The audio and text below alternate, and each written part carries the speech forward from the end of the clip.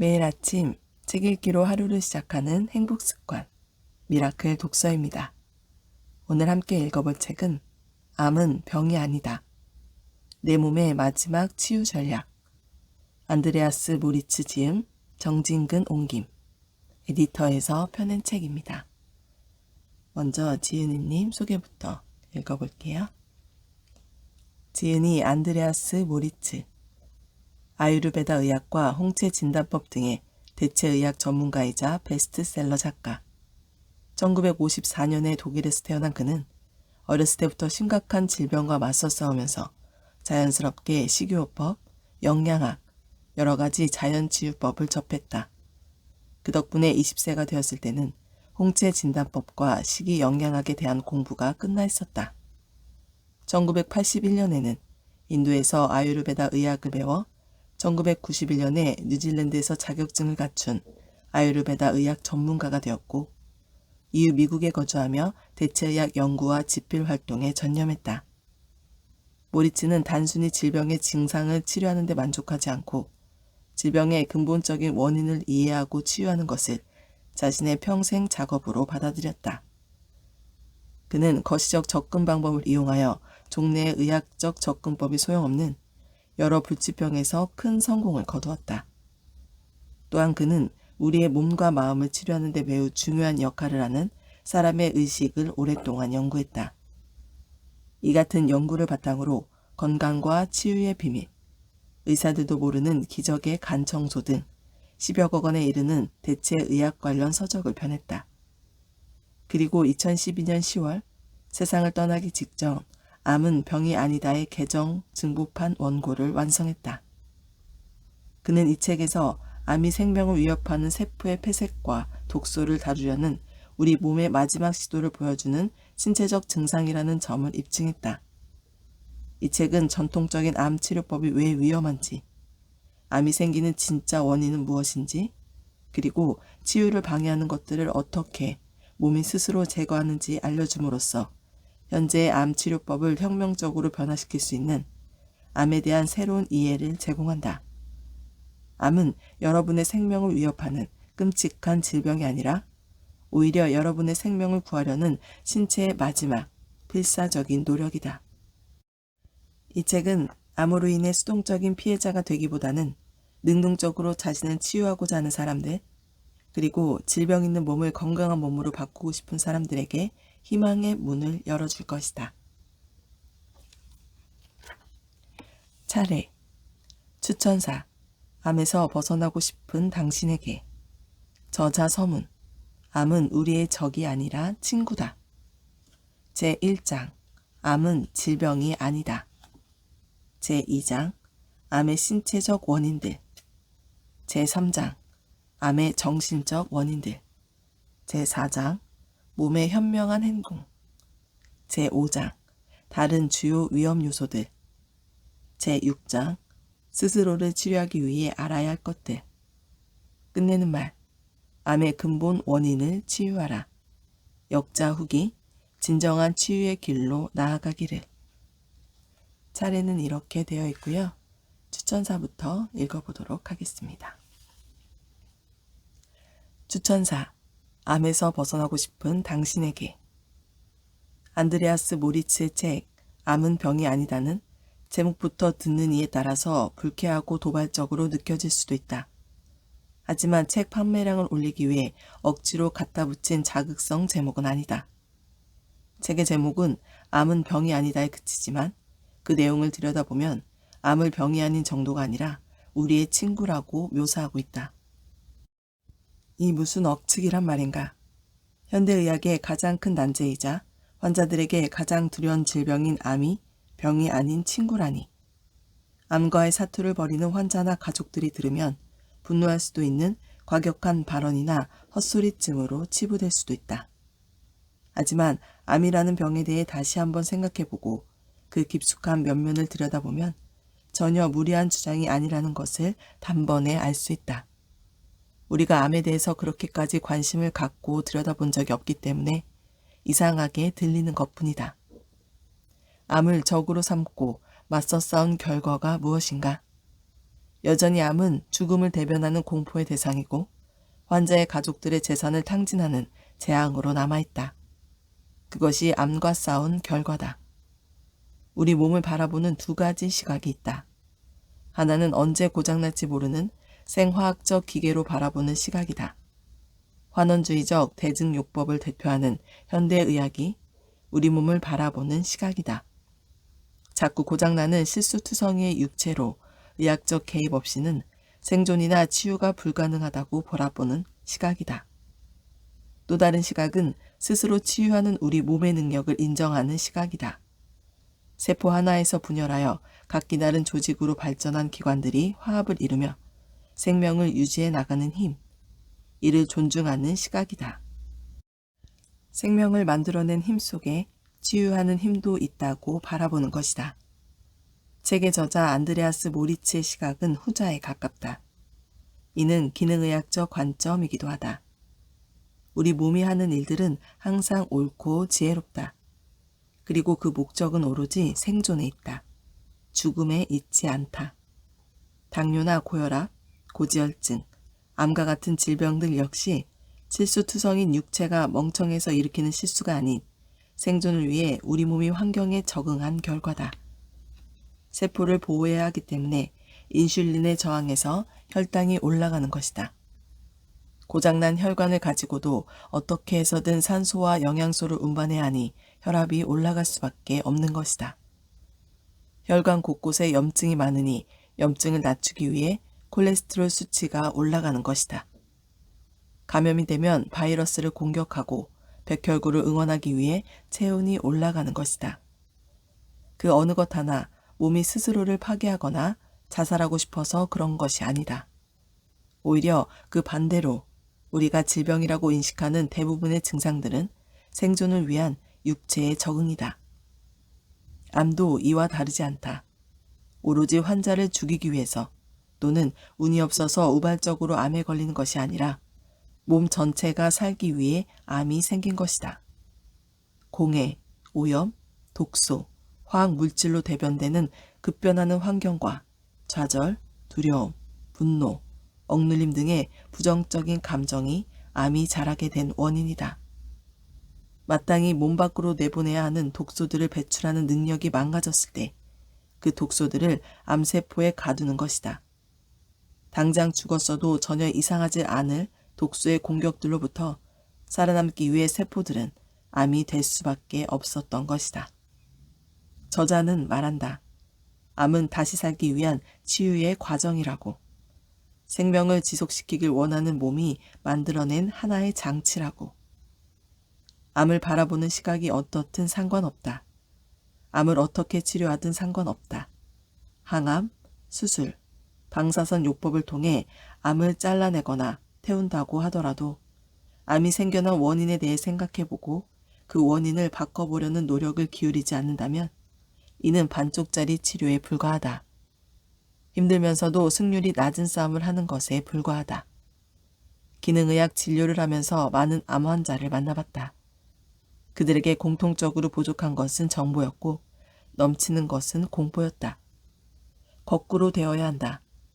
유감스럽게도 암은 병이 아니고 친구라는 말이 전혀 어색하지 않을 정도로 암에 대해서 깊이 알아본 환자가 드물다. 그런 의사는 더더욱 드물다. 암은 병이 아니다라는 제목은 헛된 희망을 심어주려는 목적의 제목이 아니다.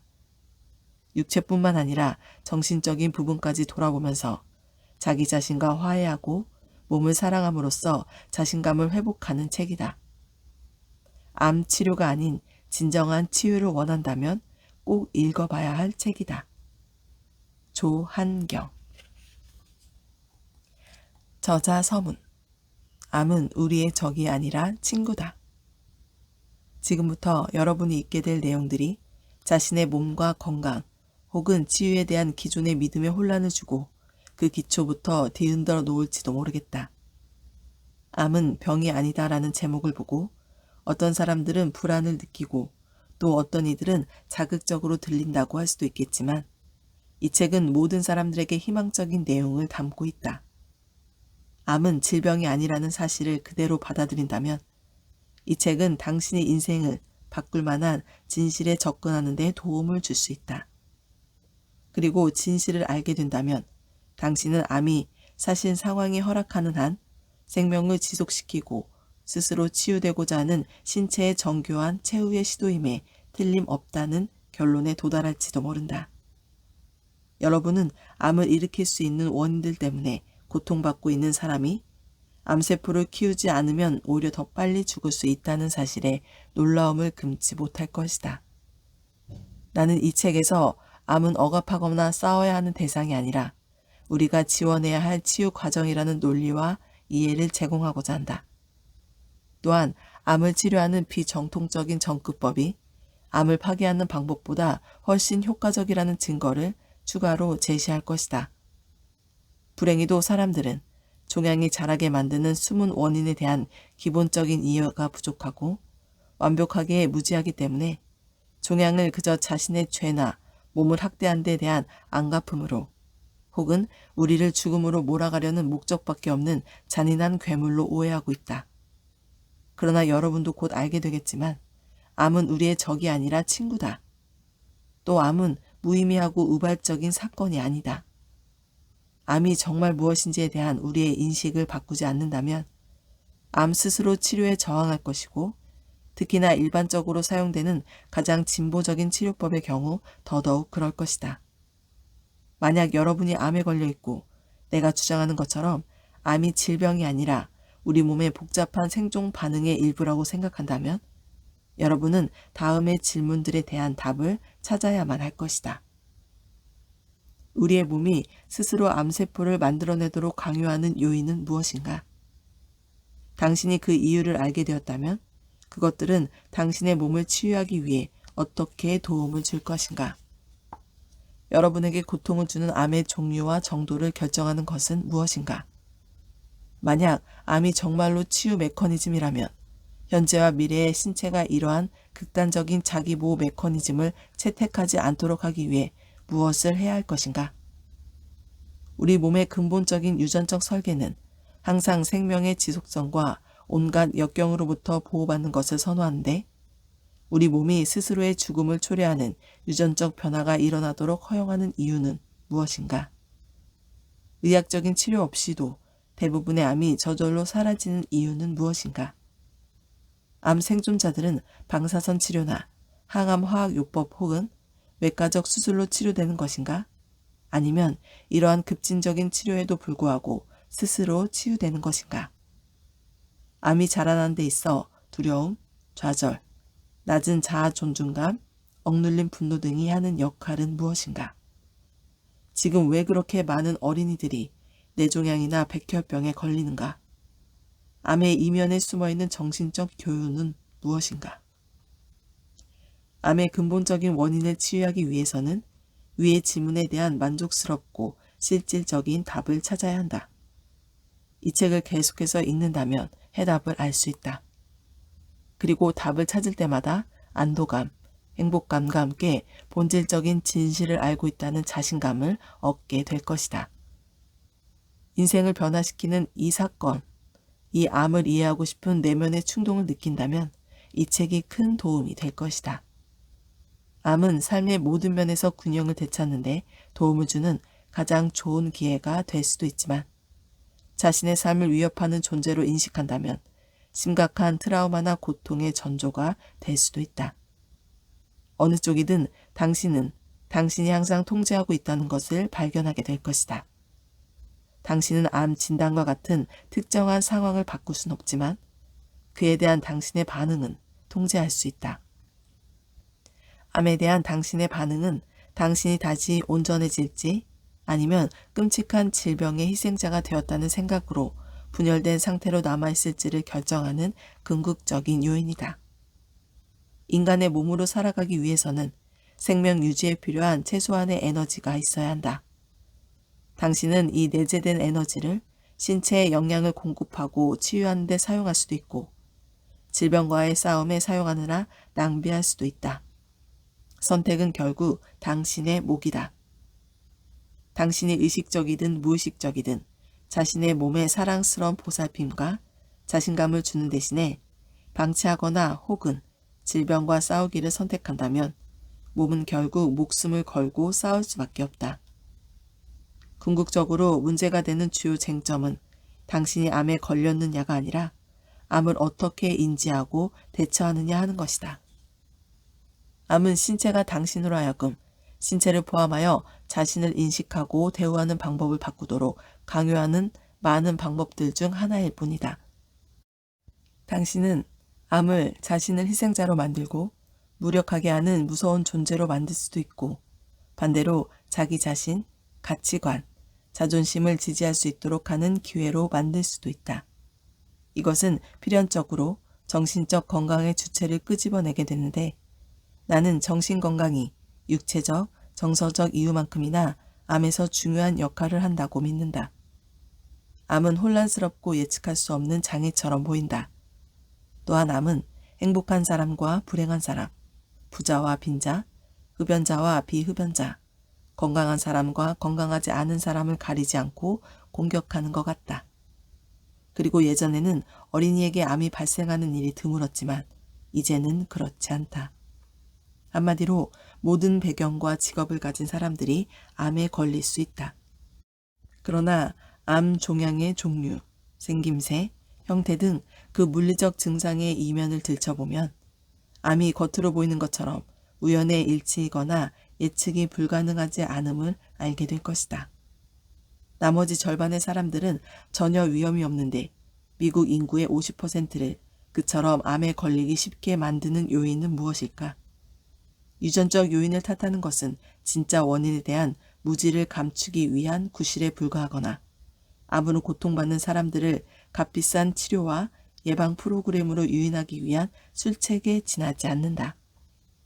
나는 이 책 후반부에서 유방암, 폐암, 그리고 신체의 다른 많은 부위에서 발생하는 암과 관련하여 유전적 요인에 대한 가장 최근의 연구를 가지고 논의할 생각이다. 같은 가족의 몇 세대 구성원들에게 똑같은 종류의 암이 발병했을 때 유전자가 한 일이 거의 없다는 것을 알면 여러분은 깜짝 놀랄 것이다. 사실 최고의 유전자 전문가들은 우리가 먹고 생각하고 감정을 드러내고 살아가는 방식에 따라 유전자 행동이 결정된다고 단언한다. 유전자는 어느 날 갑자기 우연히 우리 몸 안에서 오작동을 하거나 우리를 아프게 하고 우리의 아이들과 자손들에게 동일한 질병을 일으키는 것이 아니다.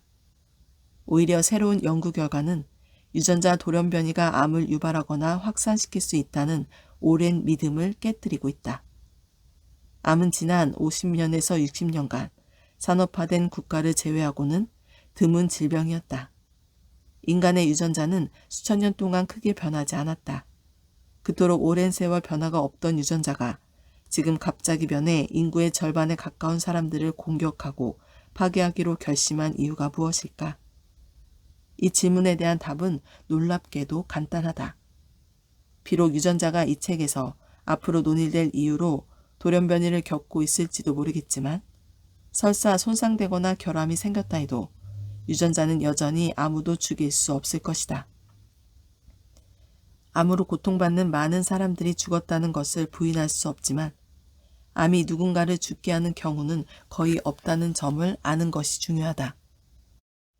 그럼에도 불구하고 어떤 종양이 주요 장기에 중대한 기능적 장애를 일으키거나 종양으로 가는 혈액의 흐름이나 림프의 흐름을 심각하게 방해하지 않는 한 암 환자는 암 그 자체보다 세포 돌연변이와 종양의 성장을 초래했던 바로 그 원인으로 인해 사망할 가능성이 훨씬 높다.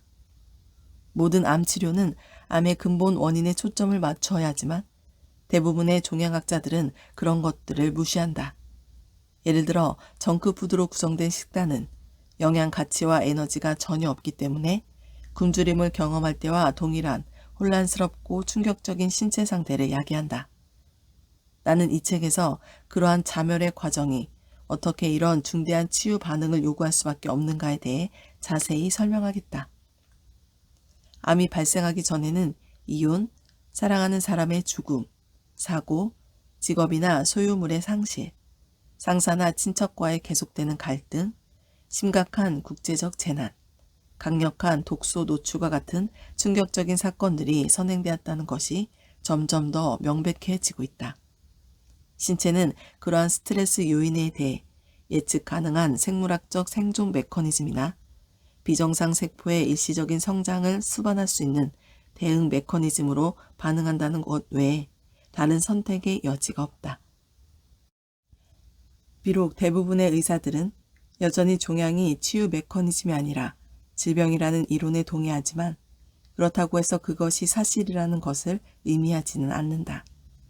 암 종양은 처음에는 분명하지 않을 수도 있는 다른 것에 의해 촉발된 어떤 질병이 겉으로 나타난 증상일 뿐이다. 하지만 암이 아무 이유 없이 불쑥 나타난 것이 아니라는 점은 분명하다. 그 중에서도 끊임없는 감정 충돌, 원망, 불안, 죄책감, 수치심은 신체의 면역체계, 소화기능, 기본적인 대사 과정을 억제하여 암 종양의 생장을 위한 조건을 만들어낼 수 있다. 다행스럽게도 심리적인 스트레스와 암의 연관성은 더 이상 허구와 불확실성의 영역에 남아있지 않다. 미국 질병통제예방센터는 그들의 웹사이트에 충분한 과학적 증거로 입증된 다음과 같은 중요한 성명을 발표했다. 집중적이고 장기적인 스트레스는 다양한 장단기적 건강 악화를 초래할 수 있다. 그것은 초기 뇌발달에 지장을 주고 신경과 면역체계의 기능을 손상시킬 수 있다. 게다가 어린 시절의 스트레스는 성인이 된 이후에 알코올 중독, 우울증, 섭식장애, 심장병, 암, 그리고 다른 만성 질병들을 포함한 건강 문제를 불러올 수 있다. 미국 질병통제예방센터의 주장을 뒷받침하는 부인할 수 없는 증거에도 불구하고 대부분의 의사들은 이러한 질병의 근본 원인을 인정하거나 치료하려고 시도하지 않는다. 아니, 오히려 질병의 증상을 근절하는 데만 초점을 맞추고 있다. 아마 전체 의학 분야의 침투에 있을 이 중요하고 잠재적으로 치명적인 부정확성은 스트레스와 질병의 관련성에 대한 인식 부족에 뿌리를 두고 있을 것이다. 의과대학에서 정신과 육체의 상호 관계를 가르치지 않는 것은 확실하다. 나는 지난 30여 년간 수많은 암 환자들을 겪어오면서 그들에게는 공통적인 유형의 어떤 생각이나 믿음 혹은 감정들이 있다는 사실을 알게 되었다. 좀 더 구체적으로 말하면 나는 이제껏 자신에 대한 나쁜 이미지, 해결되지 않은 갈등이나 걱정거리, 여전히 자신의 잠재의식이나 세포의 기억 속에 머물고 있는 과거의 정신적인 충격 혹은 트라우마 같은 것들로 정신적인 부담을 느끼고 있지 않는 암 환자를 한 번도 본 적이 없다. 암은 육체적인 질병이지만 마음속 깊은 곳에 흐르는 강한 정서적 불안감과 뿌리 깊은 좌절감 없이는 결코 발병하지 않는다. 일반적으로 성인암 환자들은 자존감이나 자긍심이 부족하고 인생에서 아직 해결하지 못한 과제들을 갖고 있다. 암은 실질적으로 그런 해결되지 못한 과제나 내적 갈등이라는 원인을 겉으로 드러내는 방편이 되는 셈이다. 더 나아가 암은 그러한 갈등을 받아들이는 법을 배우게 하고 심지어 그것을 함께 치료할 수 있도록 해주는 조력자가 될 수 있다. 잡초를 제거하려면 그 뿌리까지 함께 뽑아버려야 한다. 암을 대할 때도 바로 그런 마음가짐이어야 한다. 그렇게 하지 않는다면 암은 결국 재발할 것이다. 정서적 스트레스와 암의 연관성이 성인에게는 적용될 수 있지만 특히 백혈병이나 뇌암에 걸린 어린아이들에게는 적용될 수 없다는 주장을 자주 듣는다. 하지만 나는 이 의견에 동의하지 않는다. 아이가 경험할 수 있는 가장 강력한 영향의 일부는 엄마의 자궁에 있는 동안 일어난다는 것은 과학적인 사실이다. 엄마가 겪는 감정적, 신체적 고통이 아이의 정서적 건강에도 큰 영향을 미친다는 것은 이미 입증된 바 있다. 이를테면 필자의 책, 건강과 치유의 비밀에 인용된 연구는 산부인과 초음파 검사에 대한 태아의 심각한 반응을 상세히 설명하는데 이는 나중에 아이의 발달 장애를 초래할 수도 있다. 자연분만 대신 제왕절개로 태어나는 것이 아이들에게 심각한 정신적 충격을 줄 수 있다는 추가 증거도 있다. 또한 아이에게 모유를 먹이지 않거나 산모와 분리된 방에서 머물게 하면 영아, 돌연사까지 초래할 수 있는 정신적 트라우마가 발생할 수도 있다. 엄마의 심장 박동을 느끼지 못한 상황은 아이에게 불안감을 줄 수 있다. 조산아들 역시 분리불안으로 정신적 충격을 받을 수 있다. 게다가 백신 주사는 아기들을 수많은 발암성 독소에 노출시키는 것 외에도 가벼운 뇌졸중과 유사한 생물학적 충격 반응을 유발한다. 점점 더 많은 어린이들이 백신 성분에 강한 알레르기 반응을 보이는데 이것이 아이들에게 정신적 충격을 주고 심지어 사망에 이르게 할 수도 있다. 민감한 아이의 경우 주사의 고통과 그에 따른 치유 반응도 트라우마를 유발할 수 있다. 모유 수유를 하지 않으면 어린아이에게 심리적, 정서적, 발달적 문제를 일으키는 것으로 알려져 있다. 엄마의 뱃속에 있는 동안과 그 이후에 휴대전화가 방출하는 방사선에 직접 노출되는 것은 어린이들의 건강에 심각한 영향을 미칠 수 있다. 설탕, 저온 살균된 우유, 동물성 단백질, 튀긴 음식, 그리고 패스트푸드나 정크푸드들을 포함하는 부적절한 식단 역시 어린이들에게 큰 영향을 미친다. 또한 임산부가 술을 마시거나 담배를 피우거나 정크푸드를 먹거나 약을 복용하거나 예방접종을 한 경우 이는 태아의 건강과 발육에 해로운 영향을 끼친다. 이 책 제1장은 육체적인 관점에서 보이는 암이란 것이 실제로 무엇인지 그리고 그러한 암이 의미하는 것이 무엇인지를 깊이 이해할 수 있도록 도와줄 것이다. 이것은 여러분이 지금까지 암에 대해 한 번도 생각해 보지 못한 것들이다. 생소하지만 시간이 흘러도 변치 않을 암에 대한 이해는 단순히 겉으로 보이는 증상을 치료하는 것이 아니라 실제로 암의 원인을 치료하는 것을 목표로 하는 접근법을 가능하게 해준다. 이 장에서는 암이 세포 돌연변이로만 발생하는 것이 아니라 유기체 전체의 지원과 참여가 필요하다는 것을 증명하는 선도적인 암 연구자들의 놀라운 발견에 대해서도 배우게 될 것이다. 더 나아가 진단에 의해 드러나는 많은 암 종양이 왜 그렇게 실제로 무해하고 스스로 사라지는지를 보여주는 새로운 발견들을 확인할 수 있다. 제2장과 제3장은 신체적 원인과 감정적, 정신적 원인들을 차례로 다룬다. 그러한 구분이 다분히 의미적이고 실제로 존재하지 않는다는 사실을 나도 잘 알고 있지만 좀 더 명확히 하기 위해 따로 나누었다. 내가 이 작업을 한 이유는 단 하나. 암의 원인을 치료하는 데는 암 환자의 신체적 건강과 감정적, 정신적 건강의 회복이 반드시 포함되어야 한다는 점을 강조하기 위해서다. 이 요인들 중 하나라도 빠진다면 완벽한 회복의 기회를 망가뜨리고 결국에는 암이 재발할 것이다. 의학적으로 치료가 끝난 대부분의 암이 재발한다. 이러한 요인들이 빠진 의학적 치료의 문제점은 최소한 환자의 정신적 건강과 신체적 건강, 그리고 무엇보다 중요한 환자의 행복과 자기 가치에 심각한 영향을 미칠 수 있다는 점이다. 이 책 전체를 통틀어 가장 중요한 다음 문장은 암에 대한 깊은 통찰을 보여준다. 암이 나를 아프게 하는 것이 아니라 아프기 때문에 암이 생기는 것이다. 나는 여기에 다음과 같이 덧붙이고 싶다. 만약 암이 발생했다면 그 주된 목적은 환자의 정신과 신체, 그리고 영혼을 균형 잡힌 상태로 되돌리는 것이다.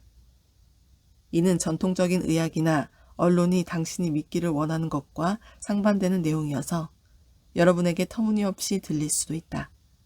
하지만 암이 여러분을 치유하는지 혹은 죽음에 이르게 하는지는 암 그 자체, 즉 암이 얼마나 공격적인지 혹은 얼마나 일찍 발견되는지보다는 여러분의 개인적인 생활에서 일어나고 있는 일들과 더 관련이 있다. 데이브라는 사람을 예로 들어보자. 그는 58세의 나이에 정기건강검진에서 폐암 진단을 받았다.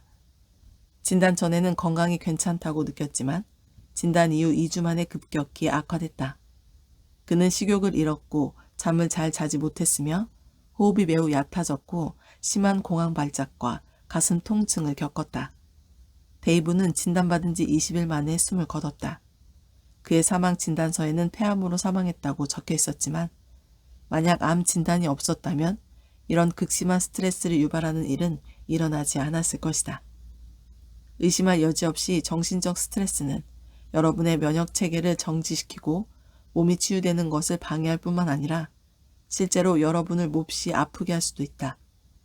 심한 스트레스를 받는 동안에는 기존의 심장 질환이나 동맥경화가 없더라도 심근경색으로 죽을 수 있다는 것을 보여주는 의학적인 증거도 있다. 건강을 회복하는 능력은 몸과 정신, 영혼의 모든 수준에서 다시 온전해졌다고 느낄 것을 요구한다. 온전함을 느끼는 것을 방해하는 장애와 암의 근본 원인을 제대로 확인할 수 있다면 완전한 회복을 위해 무엇을 해야 하는지가 명백해질 것이다. 이것은 이 책의 후반부에서 다룰 주제이기도 하다. 모든 사람이 평생 수백만 개의 암세포를 몸에 지니고 산다. 하지만 그렇다고 해서 우리에게 뭔가 문제가 있다는 징후는 아니다. 반대로 이것은 신체의 건강한 평형을 유지하는 필수적인 부분을 형성한다. 이 수백만 개의 암세포는 일반적인 검사로는 검출되지 않을 정도로 존재한다. 그러나 그것이 몇십억 개로 늘어났을 때 종양의 모습으로 나타난다. 의사들이 암 환자들에게 처방한 치료법이 모든 암세포를 성공적으로 제거했다고 발표했을 때 사실은 검사에서 감지 가능한 크기의 암 종양만 제거했음을 언급한 것이다. 표준 암 치료법은 암세포의 수를 감지할 수 없는 수준으로 낮출 수는 있지만 완전히 근절할 수는 없다. 종양 성장의 원인이 그대로 남아있는 한 암은 언제든 어느 부위든 어떤 속도로든 재발할 수 있다. 감지할 수 있는 정도의 암세포를 제거한다는 것과 실제로 암을 치료하는 것과는 아무 관련이 없다. 항암 화학요법과 방사선 치료는 많은 수의 암세포를 없애는 효과가 있지만 골수와 위장기관, 간, 신장, 심장, 폐 등에 있는 건강한 세포들까지 함께 파괴하여 모든 장기와 신체 조직에 영원히 회복될 수 없는 손상을 남긴다. 항암 화학요법의 첫 번째 부작용이 암 발생이라는 것이 이상하지 않은가? 사실 화학요법은 암으로부터 사람들을 구하기보다는 새로운 암을 유발함으로써 훨씬 더 많은 사람들을 죽인다. 화학요법 약물은 종양을 감소시킴으로써 더 강한 암세포가 자라고 분열되고 증식하며 화학적 내성을 갖게 한다. 이것이 재발하는 2차 암을 더 위험하게 만드는 것이다. 또한 항암 화학요법에 잘 알려져 있고 파괴적인 부작용의 높은 발생률에 더하여 이러한 세포 독성 약물을 주입한 환자들은 스트레스 단백질인 HSF1의 급증을 경험한다. HSF1은 이러한 약물에 의해 손상된 암세포가 스스로 회복하고 암 활동을 재개할 수 있도록 한다. 방사선 치료도 마찬가지다. 100mS의 방사선 피복은 평생 발암 위험 증가가 분명한 연간 반사선량이다. 연구에 따르면 1000mS는 치명적인 용량이다. 방사선 요법에는 암의 종류에 따라 2만에서 8만 mS로 신체를 피복시킨다. 따라서 방사선 치료만큼 치명적인 것은 없다. 2011년 동일본 대지진으로 인한 방사능 유출이 더 무해할 정도다. 화학요법 약물에 함유된 독성 화학물질은 모낭이 더 이상 머리카락을 고정할 수 없을 정도로 신체의 모든 세포에 심한 염증을 일으킬 수 있다. 암의 진정한 치유는 신체의 다른 중요한 부분을 파괴하는 희생을 바탕으로 일어나지 않는다. 진정한 치유는 암세포가 과도하게 성장한 원인을 해결하고 자연치유 과정을 통해 신체가 제대로 지원받을 때에야 비로소 이루어진다. 암은 인체가 항상성을 다시 확립하기 위해 선택할 수 있는 치유 과정이다. 암을 치유 메커니즘으로 인식하지 않으면致命적인 것으로 판명될 수 있으며 실제로 종종 그렇다. 이 책은 암의 원인을 밝히는 데 전념하고 있으며 암의 증상보다는 이러한 원인들에 대해 다룰 것을 제안한다. 암을 질병처럼 대하는 것은 수백만 명의 사람들이 빠져든 함정이며 그 근본 원인을 다루지 않는 것에 대해 사람들은 비싼 대가를 치러왔다. 나는 암이 질병이 아닌 최종 치유 단계라고 굳게 믿는다. 또한 대부분의 사람들이 암을 무서운 질병으로 여기고 있다는 것도 알고 있다. 나는 암에 대한 나의 이해만이 옳다고 주장하진 않지만 그것이 많은 올바른 것 중 하나라고 강조하고 싶다. 지식은 의식의 상태에 따라 다르다는 오래된 격언은 진리가 정신과 의식, 무의식의 주관적인 투영이라는 점을 드러낸다. 즉, 암이 목숨을 앗아갈지도 모르는 끔찍한 병이라고 주장한다면 당신의 이 섬뜩한 믿음이 당신의 무서운 기대를 충족시킬 가능성이 높다. 정서적 트라우마는 면역체계를 억제하고 치유를 막는다는 점을 기억하라. 마찬가지로 여러분이 암을 근본적인 불균형을 다루는 치유 과정으로 인식한다면 당신의 믿음은 당신의 기대와 일치하는 긍정적인 결과를 얻는 데 도움을 줄 것이다. 최근의 뇌 연구도 긍정적인 기대의 힘이 신체에서 치유를 일으키는 유일하고 실제적인 유도체라는 것을 밝혀냈다. 의료업계가 자신들의 치료를 받아들이거나 영향을 미칠 만큼 낙담하고 있는 환자들이 많다는 것은 불행한 일이다. 환자들은 좀처럼 치유 과정의 혜택을 누리지 못한다. 대신에 의학적 치료는 오늘날 질병에 대한 유일한 치료법인 것처럼 전파된다. 사실 치유되거나 혹은 치유되지 못하거나 하는 것은 그 사람의 신체, 정신, 영혼의 상태에 따라 좌우된다. 이를 사실로 받아들이는 것은 내가 치유가 일어나고 효과를 발휘하는 데 필수적이라고 생각하는 엄청난 자기 강화적 효과를 거둘 수 있다. 이 책에서 내가 암이 치명적인 질병이라고 말하거나 암으로 사망하는 사람들에 대해 말하거나 혹은 암을 공격적이거나 말기적인 질병이라고 언급하는 것을 발견한다면 나는 의학 연구와 이론의 공식적인 해석을 제시하기 위해서만 그렇게 한다는 것을 알아두기 바란다. 그리고 암 현상에 대한 나의 이해와 해석은 현재 의료 모델과 맞지 않는다는 점을 분명히 하고 싶다. 나는 누군가를 죽이는 것이 암이라는 생각에 동의하지 않으며 이 책을 통해 나의 입장을 더 자세히 피력하겠다. 암 종양이 생명을 위협하는 물리적 장애나 부기, 장기의 후속적 질식 등으로 이어지지 않는 한 암은 신체에 해를 끼치거나 사망에 이르게 하는 것으로 볼 수 없다. 오히려 암은 이 책에서 논의될 여러 이유로 사람의 생명이 위협받을 때 일어나는 치유 메커니즘이자 생존 메커니즘이다. 암은 신체가 심하게 균형을 잃고 있으며 그로 인해 죽을 수도 있다는 것을 나타내는 지표다. 내가 이오나 방사선이나 아스피린 알약이 가장 심각하거나 공격적인 암을 유발한다는 말을 했을 때 그것들을 사용한 결과로 생기는 암은 질병이 아니라 생존과 치유를 위한 몸의 시도임을 알아두기 바란다. 이 책은 암의 원인과 그 증상을 뚜렷이 구분하고 있다. 암 종양의 성장과 같은 증상은 신체가 이미 암의 근본적인 원인과 씨름하려 하고 있다는 것을 나타낼 뿐이다. 우리가 이러한 치유 과정에서 신체를 지원하지 않고 해로운 치료법으로 공격하는 한 암은 불완전한 상태로 계속 남아 성장하며 불치의 병으로 고착될 수 있다. 이 책의 목적은 신체의 무한한 지혜와 지성에 대한 지식과 자신감을 당신에게 제공하는 것이다. 이 지식은 치유를 완성에 도달하게 하여 신체가 균형과 생명력을 잃은 자연 상태로 돌아가도록 도울 것이다. 안드레아스 모리츠. 오늘 미라클 독서는 여기까지 읽도록 하겠습니다. 오늘도 감사합니다.